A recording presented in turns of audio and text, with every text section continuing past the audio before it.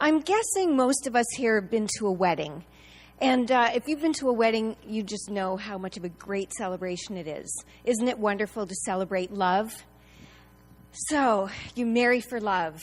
And if you've recently married, you're probably still there. If you've been married for several years, it might not quite be the same. So, Carrie and I, Carrie's my husband, we married for love. And, well, after a few years, we ended up wondering, where did the love go?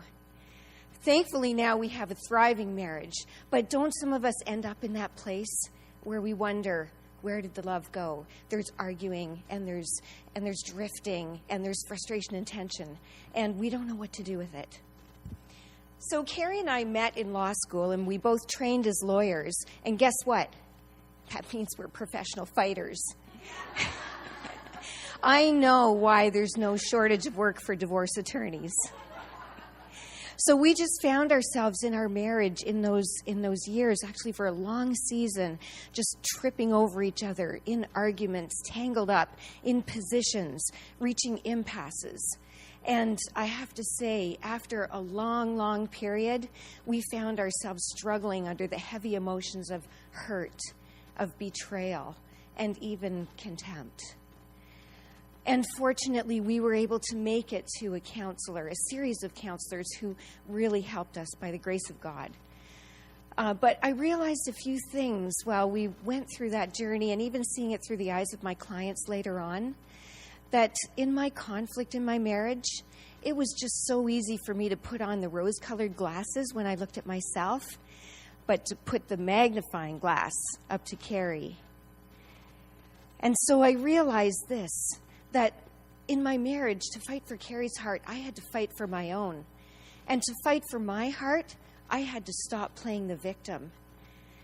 And isn't it just so true in our marriages that it's so easy to play the victim?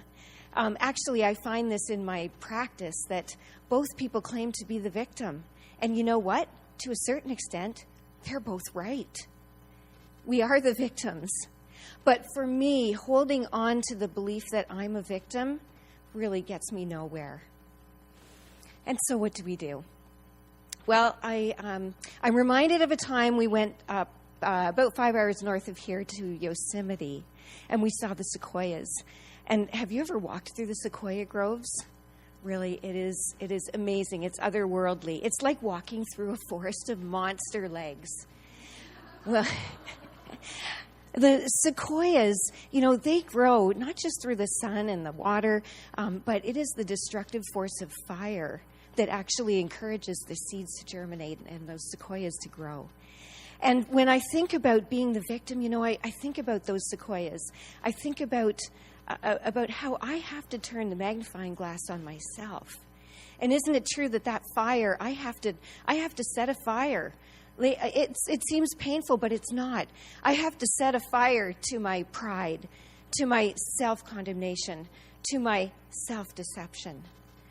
And there's a promise in that. There's a promise. If you set a fire, I believe that God has created a heart in you that is that sequoia. It's majestic, but it has roots that are strong, that reach down through the fire and into living water. And you will be stronger, not weaker. It will make more of you, not less. And you will be solid and unshakable. And so I just want to encourage you that if you're fighting in your marriage, just set a fire. Because remember that God brings healing through pain, and he will create great strength. And it reminds me of the words of Isaiah, and I'll finish with this, that they will be called oaks of righteousness, a planting of the Lord for the display of his splendor. Let that be our marriages.